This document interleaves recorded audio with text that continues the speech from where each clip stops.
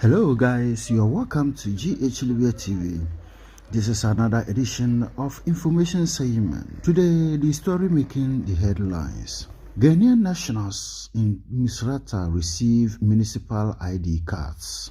99 vulnerable refugees were evacuated from Libya to Italy. The Government of National Unity leader or the head, Mr. Abdel-Hamid Dbeibah, says he rejects a new Libyan government. 1,500 stranded Libyans evacuated from Ukraine, and Mr. Bashagha says his government will assume power in Tripoli peacefully. Guys, these are many other stories that we have for you. So don't go away, stay tuned and enjoy the news. It's GH Libya TV. This TV is fantastic. Watch the program clearly and subscribe. All what we need from you is just click the button and subscribe. Whatever we do, you receive it. This TV station is perfect. We love you. Welcome back. Now, the news in detail. Over 100 Ghanaian nationals in Misrata on 25 February 2022 received their official ID cards issued by the Misrata Municipal Authority. Holders of the cards are recognized as duly registered foreign nationals living in the municipality and will enhance their movement and work in the area. This milestone follows the mission's arrangement with the Misrata Municipal Authority for the latter to issue identification document to our nationals who present the ID card obtained from the embassy.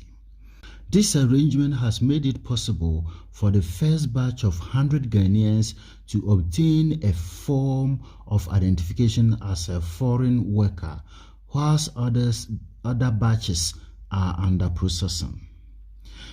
This is part of the mission's bigger goal of ensuring that all Ghanaian nationals living and working in Libya are duly documented.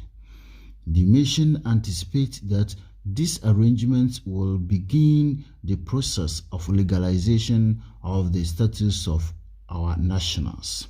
The mission has replicated same efforts in Benghazi, whilst negotiations are underway with other municipal authorities.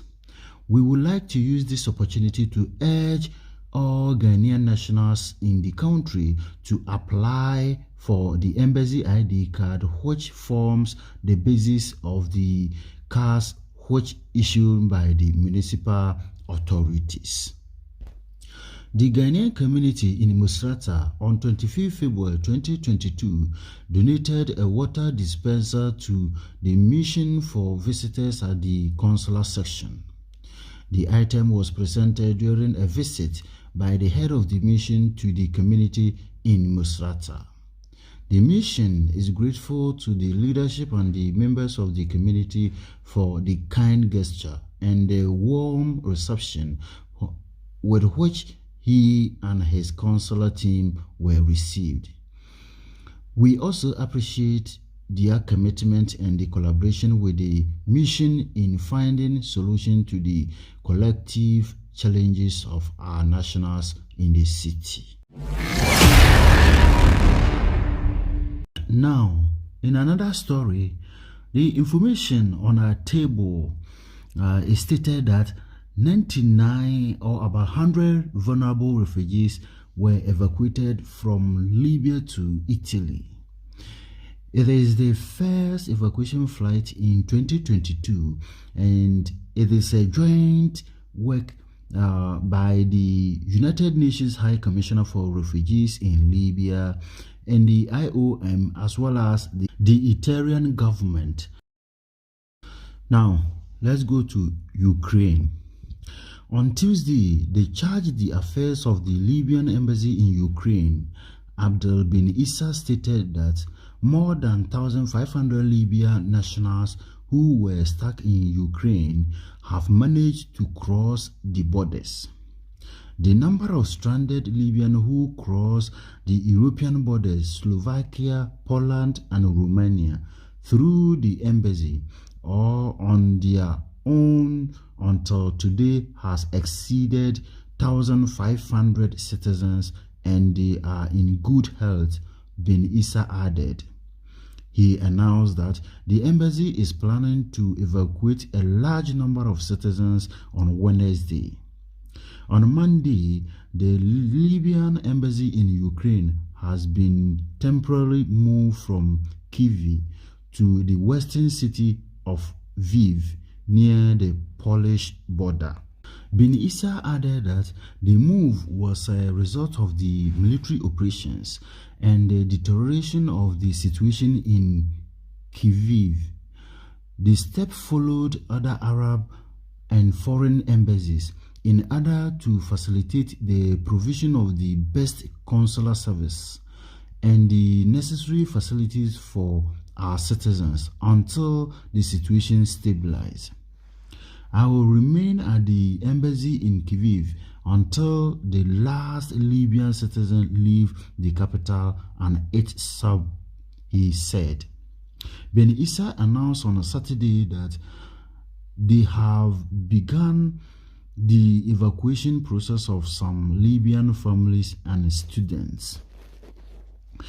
In a press statement, the diplomat said that 200 Libyan citizens who were stuck in the eastern city of Dnipro, close to Russian border, were successfully transferred to a safe area in Kyiv. He pointed out that the embassy provided accommodation ahead of evacuating them via the border crossing with Slovakia. Ben Issa also denied news being circulated online that a Libyan student had died during the ongoing military operations. Last week, the Libyan Foreign Ministry urged all citizens currently in Ukraine to communicate with the members of the repatriation committee in the embassies in Slovakia. This is to ensure they are registered. The embassy called on its citizens residing in Ukraine to communicate with its own on the emergency numbers provided or through its official website for more instructions and advice. Libya's foreign ministry had previously advised citizens residing in Ukraine to leave and call for others planning to travel to postpone their trips at this time. The ministry's advice comes against the backdrop of tensions aimed Russian advance in the country. Now, in another story, on Tuesday, the Prime Minister of the Government of National Unity, Mr. Abdel-Hamid Dbeibah, rejected the Libyan Parliament vote of confidence for Bashagha new government. In a statement, the Prime Minister announced that his government will continue its initiative to hold elections in June. This will be for a new legislative and the executive authority, according to the legal time frame guaranteed by the Geneva Agreement. The Government of National Unity also issued a warning, noting that any attempt to break into the Prime Minister's headquarters will be considered an attack on the government and will be repelled. It pointed out that the fabrication by the Parliament stated when it withdrew confidence from the Government of National Unity using the same method and then appointed a new Prime Minister, Mr. Bashagha. According to the statement, all those measures were made in violation of the Libyan Political Agreement (LPA), which specify the procedures of constitutional amendment and the formation of an executive authority. It claimed that this new step will take Libya back to partition and division.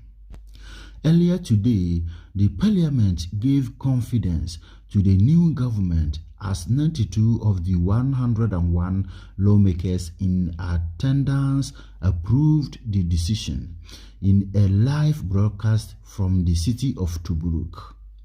The new government includes 3 deputy prime ministers, 29 ministers, and 6 ministers of state. 2 women are in the cabinet, overseeing the Ministry of Culture and Arts and holding the position of State Minister for Women Affairs. Libya has become mired in a political crisis since the fall of long-time Muammar Gaddafi regime in 2011. Observers fear that Libya will return to having 2 opposing governments threaten the nation's vital oil sector. Now, the Prime Minister designate Bashagha said his newly formed government will assume power in Tripoli peacefully, adding in a video statement on his Facebook page that his government has stated all legal and administrative measures as well as contacts and management with security and military apparatus for a peaceful handover of power without any problems. Bashagha expressed commitment to hold elections on time as per the roadmap approved by the House of Representatives, saying the High Council of State will approve the same roadmap in the coming days. He said his government will work with the House of Representatives and the High Council of State as well as the Presidential Council for the best interests of Libya and Libyans.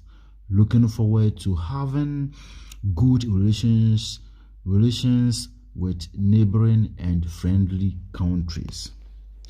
Bashagha thanks the UN support mission in Libya for its support and hope for cooperating in completing constitutional work, holding elections and achieving national reconciliations as well as unifying state institutions. Meanwhile, the Libyan government of national unity said it will remain in power, not caring about the mess and fabrication made by the House of Representatives that led to voting confidence in a new government led by Mr.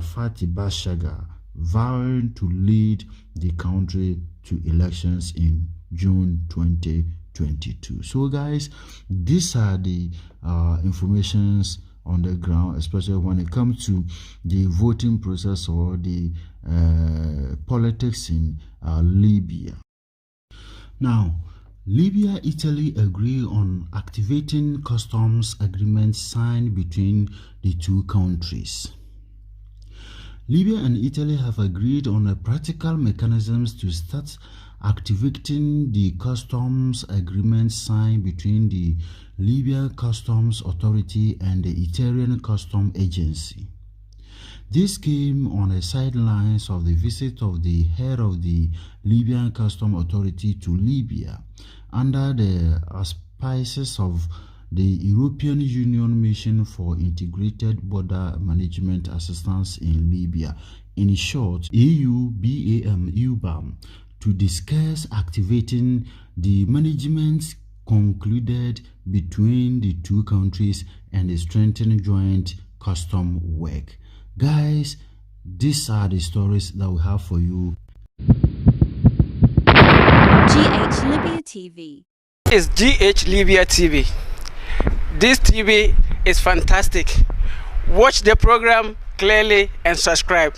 All what we need from you is just click the button and subscribe. Whatever we do, you receive it. This TV station is perfect. We love you.